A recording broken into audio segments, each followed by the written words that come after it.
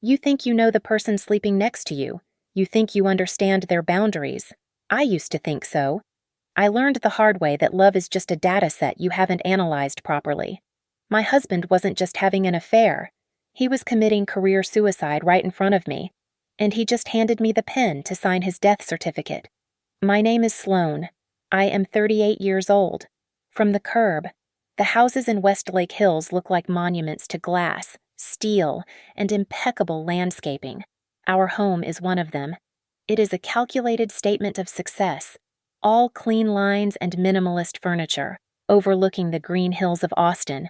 It is also, I have come to realize, a beautiful, airtight container designed to suffocate you slowly. I work as a freelance financial risk analyst, forensic accounting. My world is built on verifiable data. I am logical. I find patterns in chaos.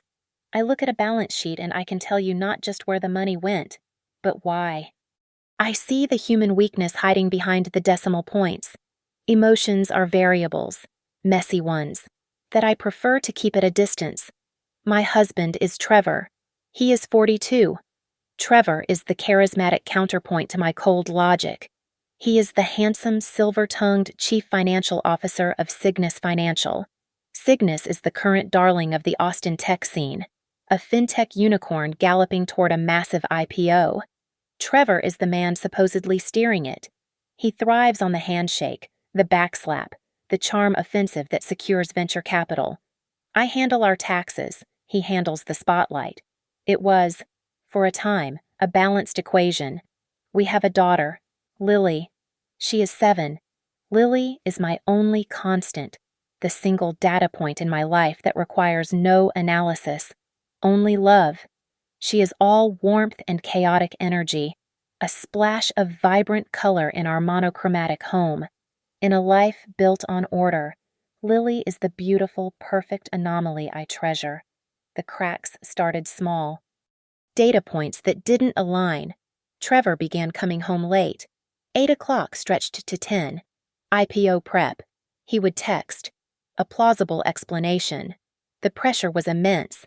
The payout promised to be astronomical. But when he finally came through the door, long after Lily was asleep, he carried a scent with him. It was a faint, sweet perfume. Floral, with something musky beneath it. It was not mine. Then came the significant deviation. I review our joint credit card statements weekly.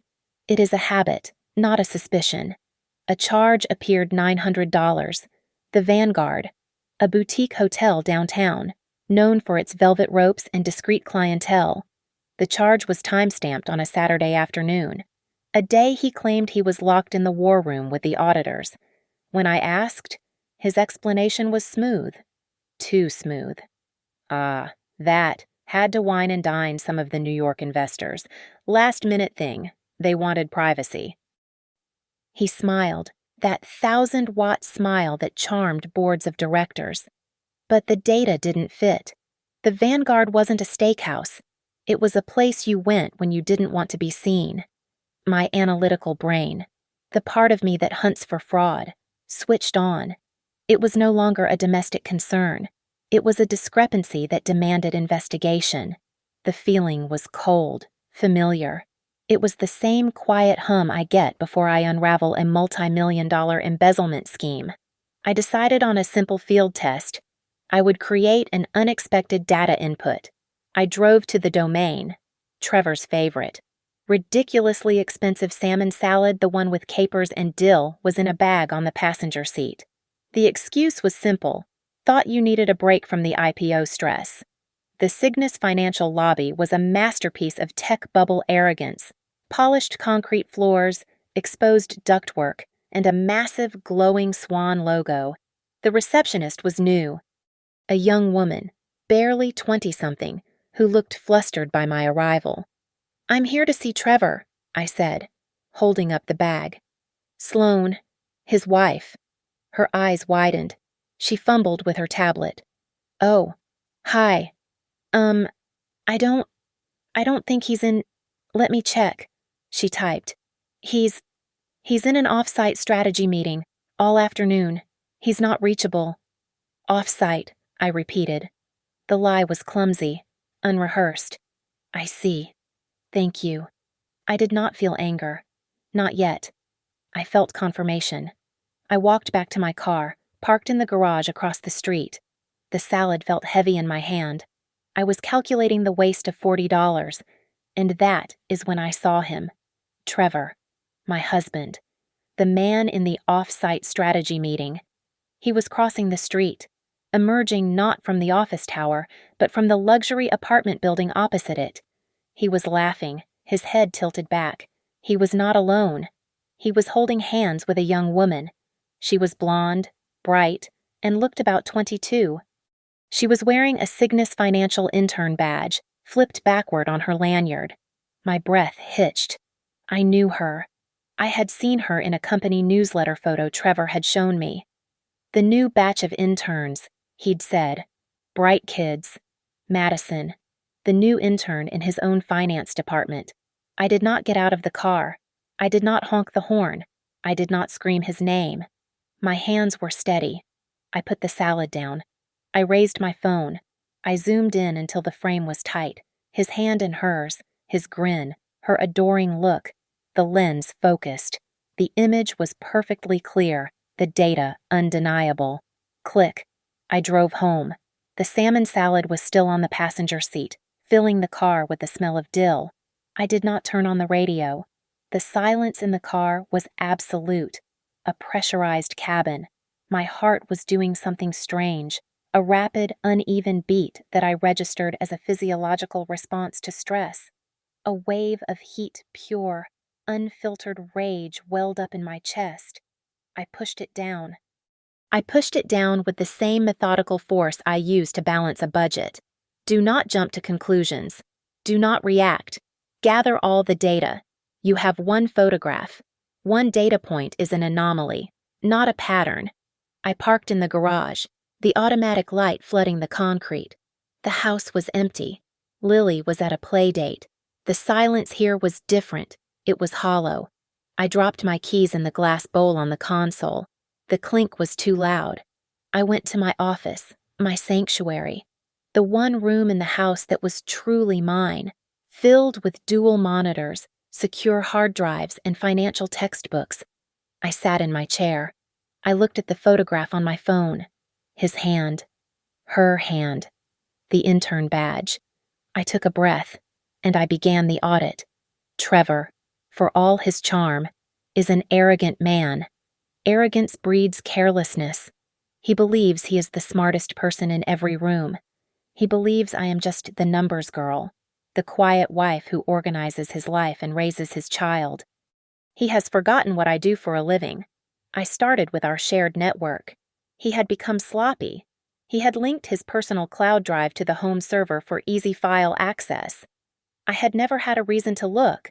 Now I did. It was password protected, of course. But I am his wife. I am the one who set up his first password manager. I tried the first, most logical combination. Our anniversary, followed by the stock ticker he was obsessed with. August 10th, Cygnus. Access granted. It was pathetic. It was insultingly easy. The drive was not organized. It was a digital dumping ground. But he had a folder.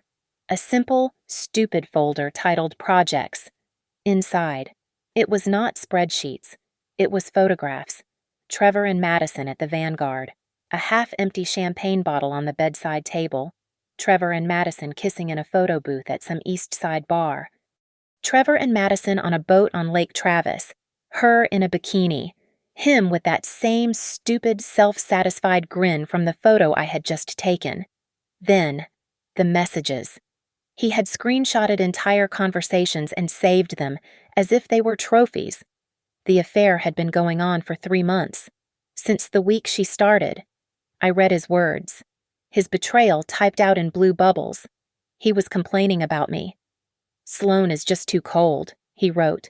She doesn't get the pressure I'm under. She just cares about her numbers and Lily. Another one.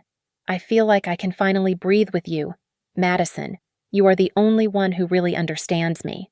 The cliché of it all was almost as offensive as the act itself. He was using my focus, my stability, the very traits that allowed him to build his high-flying career as his justification. I was the responsible adult, so he could be the reckless teenager. The anger was back, colder this time, a sharp, precise spike. I saved everything. I downloaded the entire folder, encrypted it, and moved it to a secure, air-gapped drive. Now, Madison. Who was she? The messages painted her as a starstruck 22-year-old. But I needed more. An intern does not just start an affair with the CFO and get him to put her in a high-rise apartment. I started with LinkedIn. Madison. Her profile picture was professional, bright. Intern at Cygnus Financial, University of Texas. Class of this year, major in finance. Instagram. Her profile was public. Of course it was. Pictures of sorority parties, brunches at South Congress, and, 6 months ago, a "so proud of my dad" post, a picture of her and an older man at a gala. I zoomed in on the man's face. He looked vaguely familiar. I went back to LinkedIn. I scrolled down to her education section. I needed her full name. Madison Vance. Vance. I froze. The name was not just a name. It was a variable I had seen before. It was the largest variable in Trevor's entire ecosystem. My fingers moved to a new tab. I typed in Cygnus Financial Leadership. The page loaded, the board of directors, the executive team. And there, at the very top, Arthur Vance, CEO and founder, the man from the Instagram photo. A cold, electric shock went through me. I opened another tab. Arthur Vance daughter. The articles flooded in. Austin's self-made tech titan. Arthur Vance on building a fintech empire. And the one that made my blood stop. A rare interview. Vance, famously private and ruthless in business, speaks about his philanthropic work for cancer research, a cause close to his heart after his wife's passing. His sole focus, he says, is his work and his only daughter. Madison. I stared at the screen. I connected the data points, the hotel charge, the perfume, the lies about the IPO, the off-site meeting, the apartment, the intern who was his boss's daughter, the boss who was a famously ruthless, protective, unforgiving billionaire. Trevor was not just cheating on me. He was sleeping with the daughter of the man who held his entire career, his reputation, and the 9-figure IPO in the palm of his hand. He had not just compromised our marriage, he had compromised his entire company. This was not just infidelity. This was a catastrophic company-ending risk, and he had been stupid enough to save the receipts. I did not cry. Tears are an inefficient biological response, a pointless expenditure of salt and water. I walked from my office, past the sterile white kitchen islands and the floor-to-ceiling windows, and I went to the bar cart. I poured myself 3 fingers of Garrison Brothers bourbon. It is a sharp, potent, uniquely Texas spirit, and I let the burn settle in my chest. I stood there for a long time, watching the Austin skyline glitter in the distance. My mind was not on the betrayal, not on the violation of my marriage. My mind was processing risk, variables, and potential outcomes. I was not a wife. I was a consultant who had just discovered a critical flaw in a system I had stakes in. I ran the scenarios. Option 1, confront Trevor. This is the domestic drama path. I would present the photographs. He would activate his well-practiced charm. He would lie at first. Then, presented with irrefutable proof, he would pivot. He would manufacture contrition. He would beg. He would blame the pressure of the IPO, my distance, his moment of weakness. He would promise it was over. It would be a messy, emotional, and ultimately unproductive exchange. He would view it as a problem to be managed. It would solve nothing. Option 2, confront Madison, an even more useless endeavor. She is 22. She would deploy the only defense she has: tears. She would claim to be the victim, a young intern seduced by the powerful, handsome CFO. She would run to her father, and the narrative would be hopelessly contaminated. I would be painted as the jealous, older wife, and she the innocent girl. I drained the bourbon. Both options were tactical failures. They focused on the wrong vulnerability. The affair was the symptom. The arrogance was the disease. You do not stop a wildfire by stamping on a single ember. I chose option 3. You do not attack the employee. You report the vulnerability to the CEO. You do not frame it as a personal betrayal. You frame it as a catastrophic corporate liability. I returned to my office. I bypassed my personal email and logged into the secure server for my freelance consultancy. Sloan Investigations, LLC, Risk, Diligence, Discretion. I composed a new message. The recipient was Arthur Vance, not his public relations team, not his phalanx of executive assistants, but his direct, private executive email address, the one I had found in Trevor's contacts years ago and filed away. Because I file everything. My fingers were steady on the keyboard. Subject: urgent meeting request. Corporate governance issue at Cygnus Financial. The body of the email was short, sterile, and surgically precise. Dear Mr. Vance, my name is Sloan. I am an independent risk consultant specializing in forensic accounting and corporate governance. I have come into possession of time-sensitive information regarding serious ethical vulnerabilities within your senior leadership. In my professional opinion, these issues represent a material risk and could have direct, immediate implications for your upcoming IPO filing. I am available to provide a confidential briefing at your earliest convenience. May I buy you a coffee? Regards, Sloan. I did not mention Trevor. I did not mention Madison. I did not mention that I was the CFO's wife. I was an independent variable, a third-party auditor, reporting a fire. I hit send.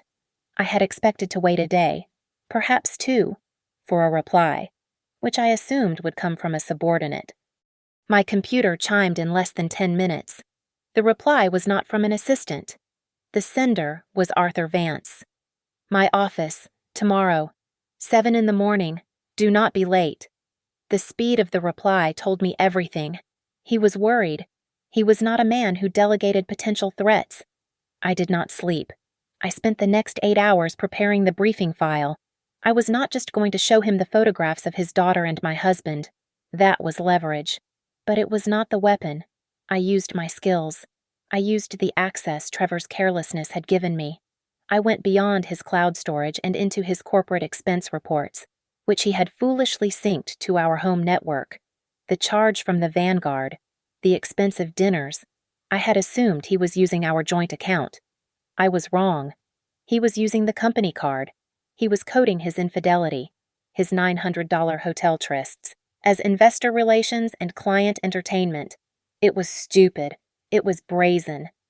And it was just the start. I kept digging, cross-referencing his corporate card statements with his calendar and the dates from his private messages. And then I found it. The crucial, fatal error. The apartment. The luxury high-rise I had seen them exit. I had assumed it was hers. It was not. Trevor was paying the rent. $5,000 a month, and he was expensing it. He had created a shell consulting vendor in the system, a fake marketing firm, and was routing the payments through his departmental budget. He was embezzling corporate funds, pre-IPO corporate funds, to pay for his mistress's apartment. His mistress, who was the CEO's daughter. I printed the wire confirmations. I printed the expense reports he himself had approved. I printed the photographs. I organized them neatly in a black leather portfolio. This was no longer a domestic dispute. This was wire fraud. This was a direct violation of the Sarbanes-Oxley Act.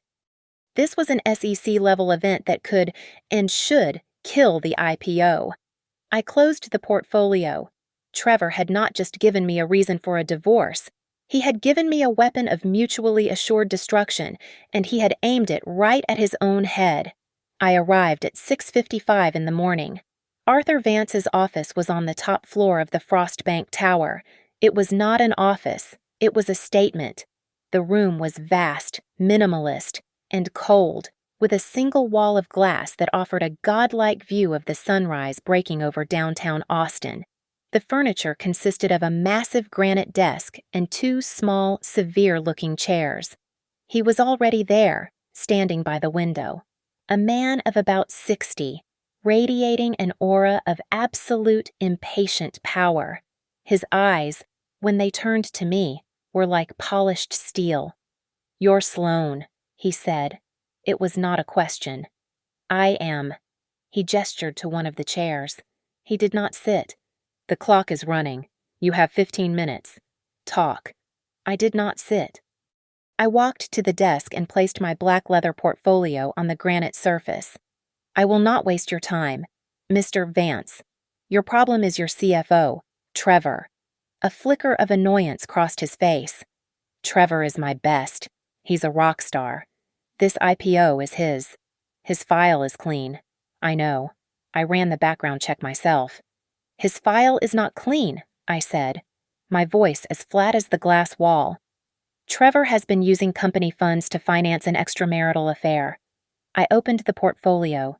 The first page was a summary. The following pages were the receipts. "These are from the Vanguard," I said, tapping the first one. $900, coded as investor relations. "These are from Uchi. Dinner for two, $500, coded as client entertainment. Here is another Vanguard charge." And another. This pattern repeats for the last 3 months. Vance's expression did not change, but his eyes narrowed. He was calculating. I continued. "As an independent risk analyst, I can tell you that this behavior demonstrates a catastrophic lack of judgment. It also represents a serious and immediate risk of fund misappropriation, which I am sure you know is a material fact you would not want to omit from your S-1 filing with the SEC. He was silent for a long moment, staring at the receipts, then at me. His gaze was heavy, analytical. He was trying to find my angle. "You find this. You bring it to me. Why?" he finally said, his voice dropping. "Why do you care? What do you want?" "A payday. You want to be my new risk consultant." "I care," I said, "because the person he is using company funds to entertain is your daughter, Madison." I let the name hang in the sterile air. His face, so perfectly controlled, registered the hit. It was not a grand theatrical motion, but a sudden, deathly stillness. I reached into the portfolio and took out the next item. It was the photograph I had taken yesterday. The 8x10 glossy was sharp, the colors vibrant in the morning light. Trevor and Madison, hand in hand, laughing, emerging from the high-rise. I slid it across the granite desk. He looked at the picture. His jaw tightened so hard I could see the muscle jump. "And the reason I know his funds so well," I said, delivering the final line of my audit, "the reason I know the scent on his clothes and the lies on his credit card statements is because I am Trevor's wife." Checkmate. The shift in the room was palpable. The air pressure dropped. Arthur Vance's face, a mask of skeptical, ruthless business, collapsed inward. It was replaced by something much older, much more dangerous, a cold, black fury. He looked from the photograph of his smiling, protected from the world daughter to the expense reports detailing her lover's fraud, and then, finally, to me, the woman who had brought the entire rotten structure down on his head. He knew, in that instant, that he was cornered. And he knew that the man he had trusted with his company, with his IPO, with his legacy, was the one who had just lit the match. I was home by 7:30. The sun was fully up, casting long, sharp shadows across our perfect lawn. I walked into the kitchen just as the automatic coffee maker finished its cycle. The smell was rich and bitter. Trevor was still asleep. I heard the shower start in our master bathroom just as I was getting Lily's breakfast ready. "Mommy, can I have cereal?" Lily, 7 years old and the only warmth in this glass box, padded into the kitchen in her pajamas. "Of course, sweetie." I poured her the cereal. I made her toast. I packed her school lunch, cutting the apple slices just the way she likes them. My hands were steady. My breathing was even. It was just another Tuesday.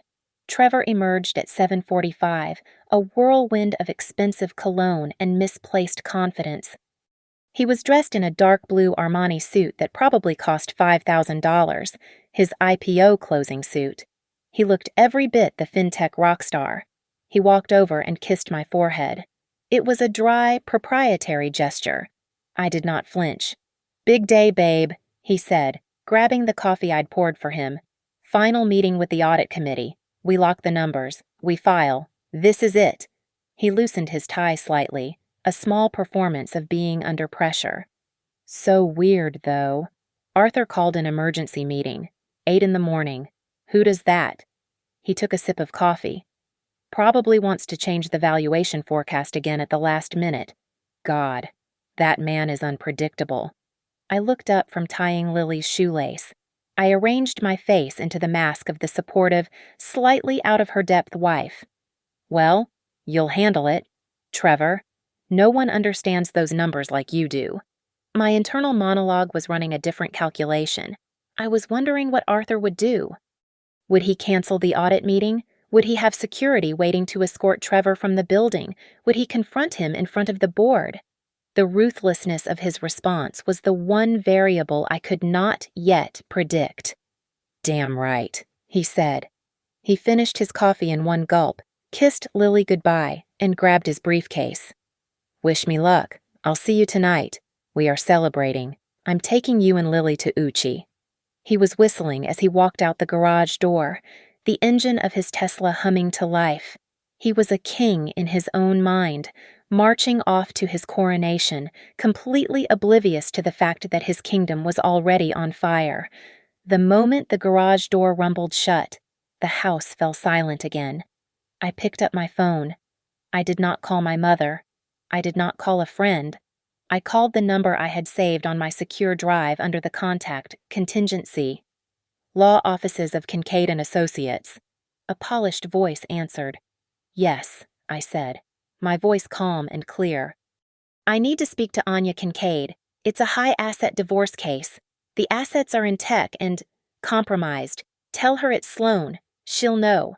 I spent the next hour on an encrypted call with Anya, outlining the basics: the house, the joint accounts, the hidden accounts I suspected, and the leverage.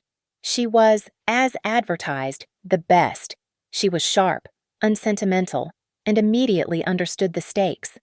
"Do not move. Do not change your routine," Anya ordered. "We move first. We file for a temporary restraining order on all marital assets, citing dissipation. We need to freeze everything before he knows what's happening."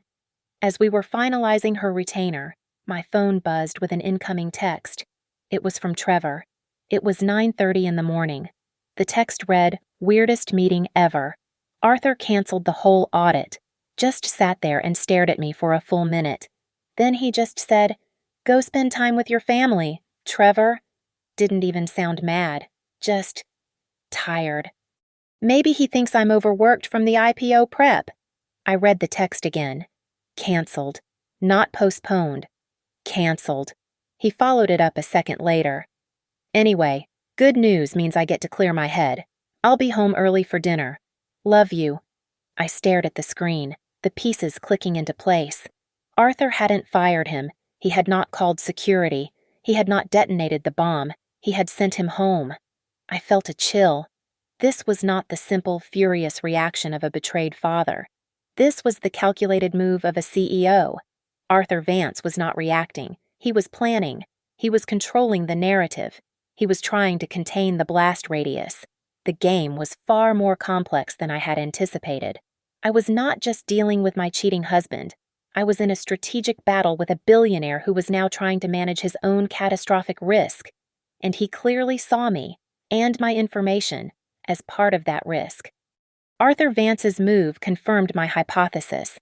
This was no longer a personal matter. It was corporate damage control.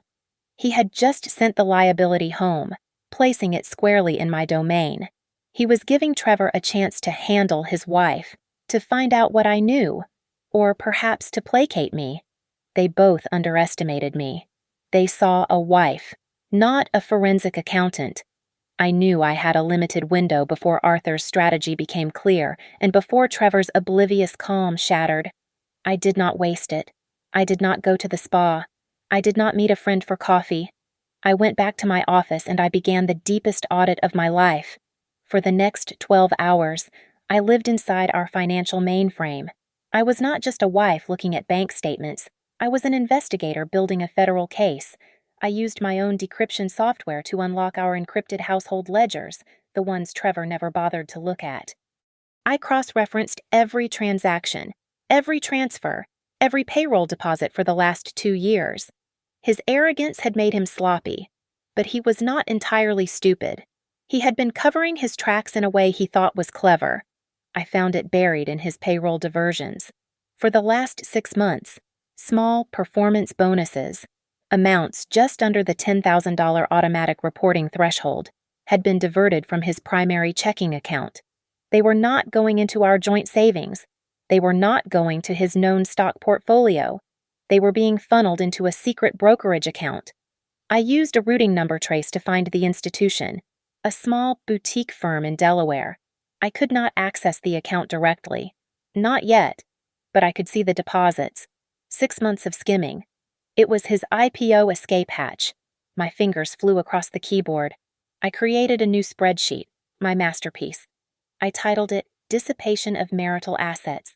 Column A Date, Column B Vendor. Column C Amount, Column D Corporate Expense Code, Fraudulent. Column E Personal Expense Code, Marital. Column F Notes. I populated it with the data from his corporate card. The Vanguard, $900. Uchi, $500. I populated it with the data from our joint card. A $2,000 charge at Neiman Marcus. A birthday gift for his intern. No doubt. Then I added the apartment. I had the wire confirmations from the shell vendor. $5,000 a month. For 3 months. A total of $15,000 in embezzled funds. $25,000 in wasted marital assets. I added it all up. The hotels, the gifts, the dinners, the rent, the secret brokerage account. The spreadsheet was a thing of beauty, a cold, hard, factual narrative of his betrayal, quantified down to the penny. When I was done, I built the fortress. I backed up everything, the messages, the photos, the call logs from our shared phone plan, the bank statements, the corporate expense reports, the apartment lease I had found in his cloud, and my new, beautiful spreadsheet.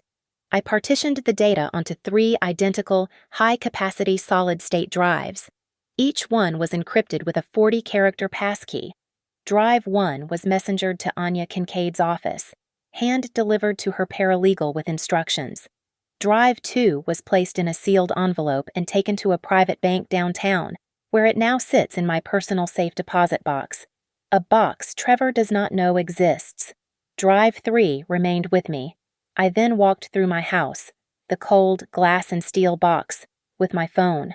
I took a high-resolution time-stamped video of every room, every piece of art, the contents of the wine cellar, the furniture, the jewelry in my safe. I documented every single asset of value we owned. I uploaded the video file to the secure cloud server my lawyer and I now shared. At 3 o'clock, I met Anya Kincaid at her office. It was all glass and dark wood, a fortress of billable hours. She had already reviewed the contents of Drive 1. She was not smiling. "This is not a divorce, Sloan," she said, tapping the drive on her desk. "This is a corporate dissolution. The dissipation is egregious. The criminal exposure is significant." She looked at me, her eyes sharp. "With what you've documented here, the clear use of corporate and marital funds to finance this affair, we can file for full reimbursement. We can claim he actively defrauded the marriage. We can get you everything." I nodded. "I don't just want a divorce. Anya, I want to ensure he cannot hide a single cent from that IPO. If it even happens, the pre-IPO shares are our largest asset. He will try to shield them." Anya leaned back in her chair, a thoughtful, predatory look on her face. "He will," she agreed. "But his boss's reaction is the variable I am worried about." I frowned. "What do you mean?" "I mean Arthur Vance," she said. "I have dealt with him before. He is a scorched earth operator. He will not let a 9-figure IPO be derailed by his CFO's personal problems. He will not care about your marriage." She leaned forward. "This is the twist. Sloan, be careful. Vance is going to see this as a problem to be solved with money. He might try to bury this whole thing. He could force Trevor to resign, make him sign a non-disclosure agreement thicker than a phone book, and give him a massive golden parachute to buy his silence. And his silence, by extension, would mean yours." I felt the chill from that morning return. She was right. Arthur Vance would not see me as a victim. He would see me as a loose end. I was not just fighting my arrogant, cheating husband. I was now in a two-front war against Trevor and a billionaire who had every reason and all the power to crush me. The next 7 days were a masterclass in psychological suffocation. Our glass house became a pressurized chamber, and Trevor was the one beginning to crack. He was working from home. He would sit in his home office, the door open, staring at a blank monitor. The IPO, he told me, was temporarily paused. "It's complete nonsense," he'd rant, pacing the kitchen with a glass of bourbon in his hand at 2 in the afternoon. "Arthur is blaming unstable market conditions. Sloan, the market is perfect. We were ready to file. He's just being paranoid." He was not just paranoid. He was becoming desperate. I learned, through another check of our shared phone records, that his calls to Madison were now going straight to voicemail. "Madison had to go back east," he told me one night, his words slightly slurred. "Family emergency. Some credits she needed to finish at her old school." He believed it. Or he forced himself to. He checked his phone every 30 seconds. He was a man waiting for a text that would never come. Arthur Vance had already cut his daughter out of the equation, shipping her off to the East Coast to contain the damage. The more his professional world stalled, the more he drank. And the more he drank, the more his anger turned on the only person left in the room. "You have no idea what this is like," he snapped on Friday night, after I suggested he eat something. "You have no idea the kind of pressure I am under. You just sit here in this house, playing with your little numbers and taking Lily to the park. My entire career is on the line." I looked up from my laptop, where I was finalizing a transaction. "I understand you're stressed, Trevor," I said, my voice perfectly calm, perfectly placid. "We are all here for you." He did not know that playing with my little numbers was exactly what I was doing. While he was descending into his paranoid, drunken spiral, I was methodically, quietly building my fortress. Every day, while he was working, I was liquidating. I sold off our shares in Apple. I sold our Microsoft holdings. I sold every joint stock, every mutual fund, every asset that was not directly tied to Cygnus Financial or our primary residence. The market was indeed perfect, and I took full advantage of it. The funds were not moved to our joint account.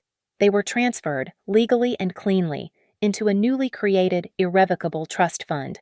The sole beneficiary, Lily. I was systematically draining our shared future to secure hers.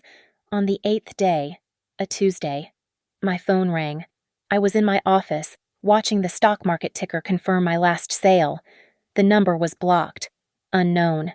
I answered. Sloan. The voice was cold, sharp, and unmistakable. Arthur Vance. He did not wait for a reply. "Trevor has been asked to resign from Cygnus Financial, effective immediately. He will be given a very generous severance package, a golden parachute, contingent on the immediate signing of a strict non-disclosure agreement. It will cover everything." I was silent, listening. The hum of my computer was the only sound in the room. "It is in the best interest of the company," Vance continued, "and it is in the best interest of my daughter that this entire matter be put to rest. The IPO will proceed, after a brief restructuring." He paused, and his next words were aimed directly at me. "I would strongly suggest you remain quiet as well. Sloan, a man who has just signed a multi-million-dollar severance package is a very good man to divorce. Consider his silence, and yours, as a significant part of your settlement." I looked at my blank monitor. Anya's warning had just become a reality. He was not just paying Trevor to disappear. He was rewarding him. He was buying my silence by giving my cheating, embezzling husband a golden parachute worth millions. Trevor would not be punished. He would be paid. He would walk away from the wreckage of our marriage, from the crimes he committed, with more money than he had ever had in his life. All for his betrayal. I hung up the phone. The click of the call ending was loud in the quiet of my office. Arthur Vance had made his calculation.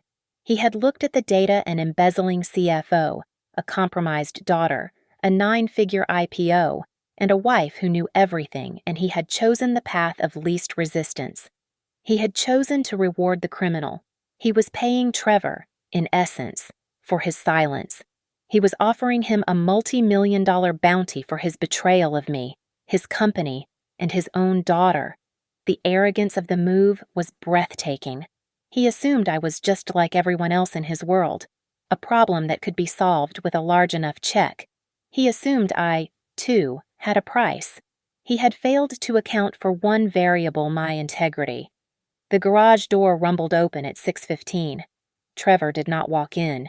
He bounded.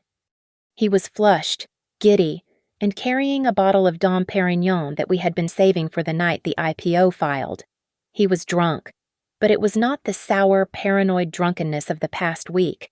It was the euphoric, sloppy relief of a man who had just been pulled from a burning building. "Sloan, babe, you are not going to believe this," he shouted, dropping his briefcase by the door. "Guess who's back?" He came toward the kitchen, waving the bottle. "Good news, I've decided to leave Cygnus. Time for a new chapter." He laughed, a high-pitched, hollow sound. "And they gave me, Sloan, they gave me an insane golden parachute, a thank you for all my hard work. We're rich, I mean. Stupid rich." He set the bottle down and lurched toward me, his arms wide. The smell of bourbon rolled off him. "I know," he said, his voice dropping into that faux intimate whisper. "I know things have been stressful, the IPO, all of it, but that's over. It's done. We can go to Italy. We can fix. You know, us. We can fix this." He tried to embrace me. I did not move, but I put one hand flat on his chest and pushed.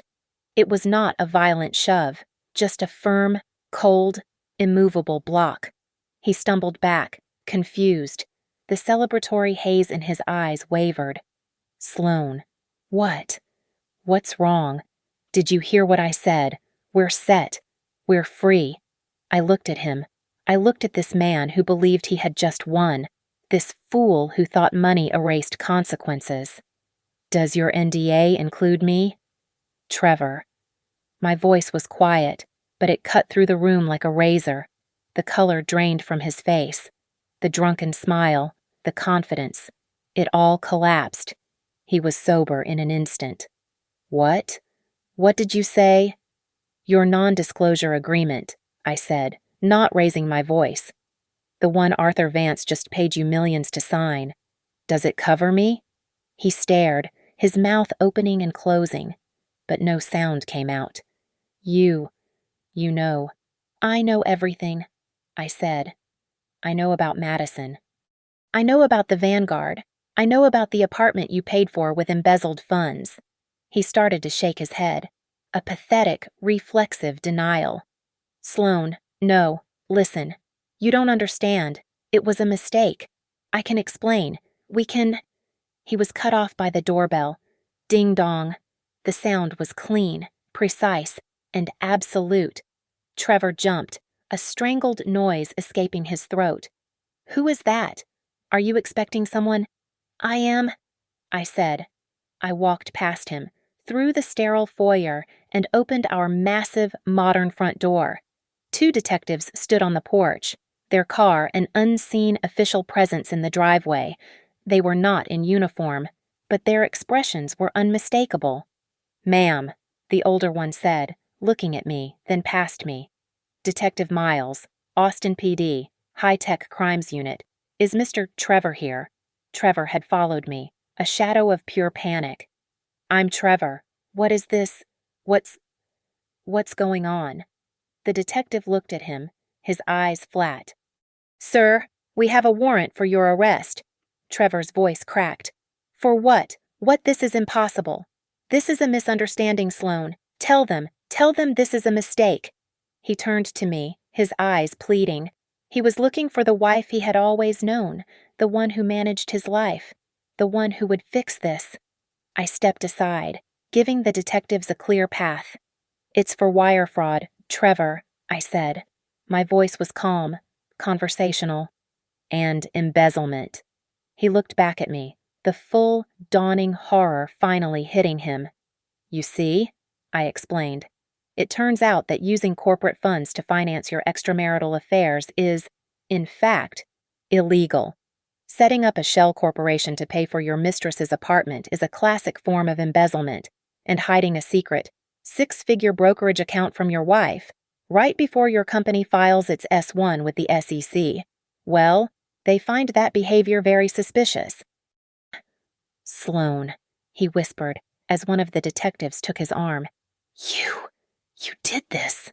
No, I said, looking him directly in the eye. You did. I just did the audit.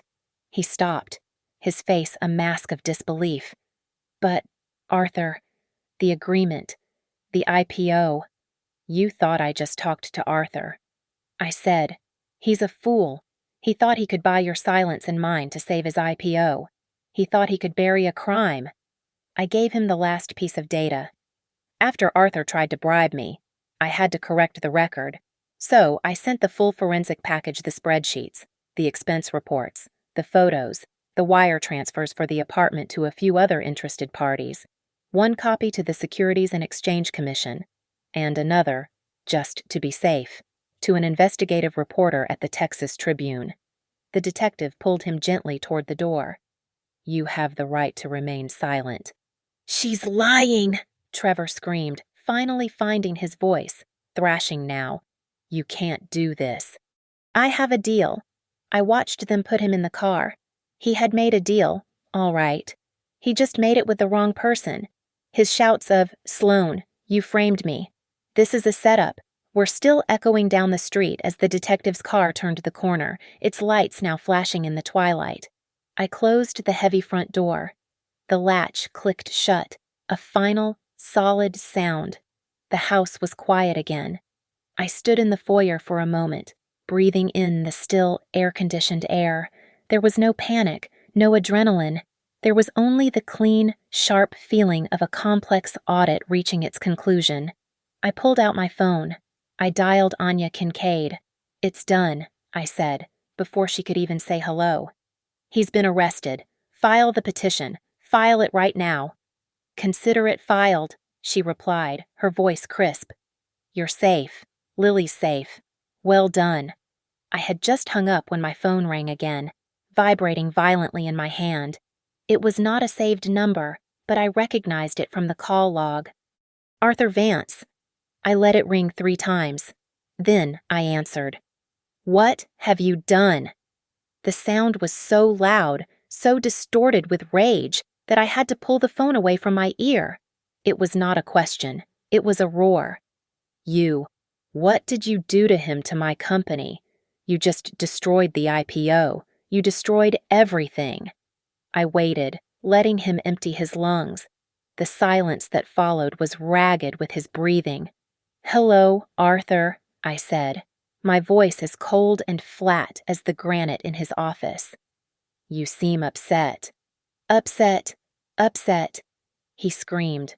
I am going to ruin you. You just lit a bomb. I will have you blacklisted. You will never work in this town. You will never work anywhere, ever again.